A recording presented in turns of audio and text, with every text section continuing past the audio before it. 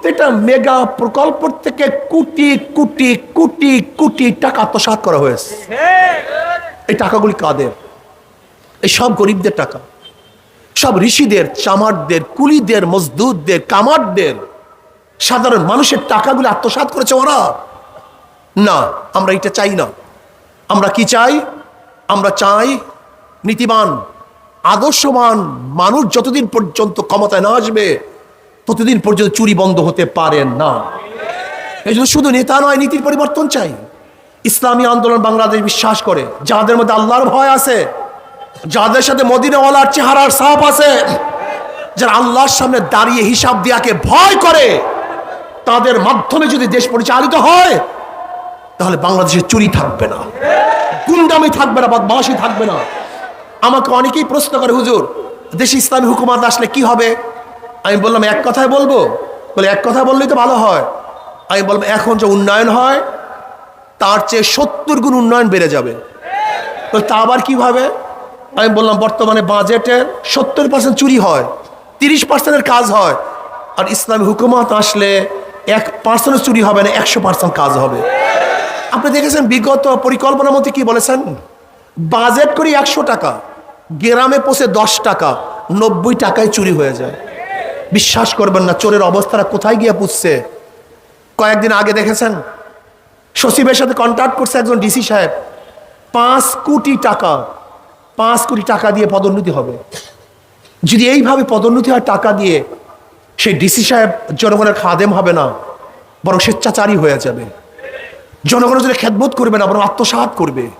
জনগণের খেদমত না করে নিজে চুরি করবে, ডাকাতি করবে। এই জন্য আমরা কি চাই? আদর্শ ভিত্তিক নেতা যতদিন পর্যন্ত ক্ষমতায় না আসবে ততদিন পর্যন্ত জীবন দিবেন, রক্ত দিবেন, কিন্তু ভাগ্যের পরিবর্তন হবে না। এই জন্য আসুন, ইসলামী আন্দোলন বাংলাদেশ শুধু দল, শুধু দেশ, শুধু নেতা পরিবর্তনের আন্দোলনে বিশ্বাসী নয়। ইসলামী আন্দোলন বাংলাদেশ স্লোগান দেয় শুধু নেতা নয়, নীতির পরিবর্তন চাই। শুধু নেতা নয়, নীতির পরিবর্তন চাই। আসুন আমরা পিআর সিস্টেমে নির্বাচন করি, সংখ্যানুপাতিক হারে নির্বাচন। ব্যক্তিকে ভোট দিবে না, মার্কায় ভোট দিবে। যদি ব্যক্তিকে ভোট না দেয় তাহলে নমিনেশন বাণিজ্য বন্ধ। নমিনেশন বাণিজ্য কি হয়ে যাবে? পেশির শক্তি ব্যবহার করা বন্ধ হয়ে যাবে। অবৈধ টাকা দিয়ে ভোট কিনাকিনি বন্ধ হয়ে যাবে। সবাই পার্টিসিপেট সংসদের মধ্যে থাকবে, কোনো ভোট নষ্ট হবে না। যেই দল যেই পরিমাণ পার্সেন্টেজ ভোট পাবে সেই দলের ওই পরিমাণ সদস্য সংসদে থাকবে। যেমন ধরে নেন, যদি আজকে আমরা ইসলামী আন্দোলন বাংলাদেশ হাত পাকা প্রতীকে 30% ভোট পায়, তাহলে 300 আসনের যদি 30% ভোট পায় তাহলে 90টা সিট তারা সংসদে যাবে। তখন কি হবে? ভালো ভালো যোগ্যতম ব্যক্তিরা সংসদে যাবে। কোন চোর ডাকাত, গুন্ডা, বদমাশ, খুনিরা আর নির্বাচনে বিজয় হতে পারবে না। কাজে পিআর সিস্টেমে নির্বাচন তো বিএনপির চাওয়া উচিত। কেন? বিএনপি তো ঘোষণা দিয়েছে আমরা জাতীয় সরকার চাই। আর পিআর সিস্টেমে নির্বাচনই তো জাতীয় সরকার গঠন করা সম্ভব। জাতীয় সরকার মানে কি? সবাই সরকার। আর পিআর সিস্টেমে নির্বাচন হলে সবাই সরকার হবে। কথাটা বুঝাতে পারিনি? যারা 1% ভোট পাবে তাদেরও সদস্য সংসদে থাকবে, যারা 2% ভোট পাবে তাদেরও প্রতিনিধি সংসদে থাকবে। কাজে বিএনপি কেন এইটাকে বিরোধিতা করে আমি জানি না।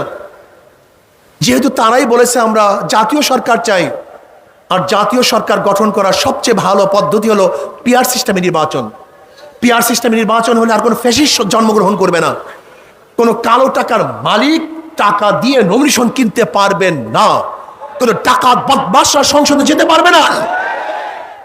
আমরা পিআর সিস্টেমে নির্বাচন চাই। আমি সরকার, বর্তমান অন্তর্বর্তী সরকারকে বলবো পিআর সিস্টেমে নির্বাচন অবশ্যই দিতে হবে।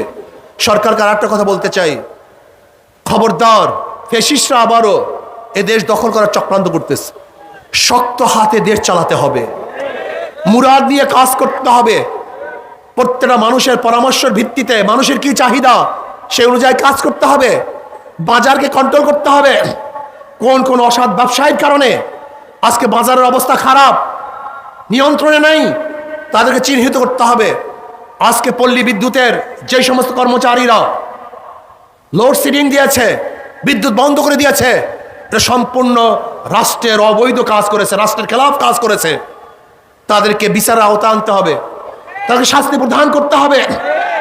যে সমস্ত কর্মচারীরা, সরকারি কর্মচারীরা এখনো ঠিক মতো তাদের কর্মস্থানে যোগ দিচ্ছে না, কর্মের ব্যাপারে অবহেলা করতেছে, তাদেরকে চিহ্নিত করে করে বিচার করতে হবে এবং সেখানে নতুন কর্মচারী নিয়োগ দিতে হবে। রাষ্ট্রকে শক্ত শক্ত হাতে চালাতে হবে। আল্লাহ না করুক, যদি আপনি শক্ত হাতে দেশ পরিচালনা করতে না পারেন, তাহলে জাতি ব্যর্থ হবে, আন্দোলন ব্যর্থ হবে, এই রক্ত ব্যর্থ হবে। কাজে আসুন আজকের থেকে কুষ্টিয়ার প্রত্যেকটা মানুষের কাছে ইসলামী আন্দোলন বাংলাদেশের দাওয়াত নিয়ে যাই। হাত পাকা প্রতীক এমন এক প্রতীক যেটা শান্তির প্রতীক, এটা মুসলমানদের প্রতীক, এটা হিন্দুদের প্রতীক, এটা খ্রিস্টানদের প্রতীক।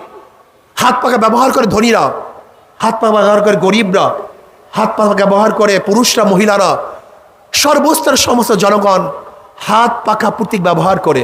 কাজে এটা শান্তির প্রতীক। আমি বিশ্বাস করি যদি হাত পাখা বাংলাদেশে বিজয় হয়, তাহলে বাংলাদেশের মানুষ বিজয় হবে। যদি হাত পাখা ক্ষমতায় যায়, তাহলে বাংলাদেশের জনগণ ক্ষমতায় যাবে। যদি হাত পাখা ক্ষমতায় যায়, তাহলে বাংলাদেশের মানুষ নিরাপত্তা লাভ করবে। কাজে আজকের থেকে ইনশাআল্লাহ প্রত্যেকটা ঘরে ঘরে হাত পাখার দাওয়াত আমরা পুষিয়ে দেবো। রাজি আছেন ইনশাআল্লাহ? মাত্র 2টা ঘন্টা, আমরা 2টা ঘন্টা সময় দেবো, দাওয়াতি কাজে ব্যয় করব। প্রত্যেকটা মানুষের কাছে যাব, প্রত্যেকটা মানুষকে দাওয়াত দেব। আসুন ইসলামের পক্ষে আসুন, আসুন কল্যাণের পক্ষে আসুন, আসুন ন্যায়ের পক্ষে আসুন।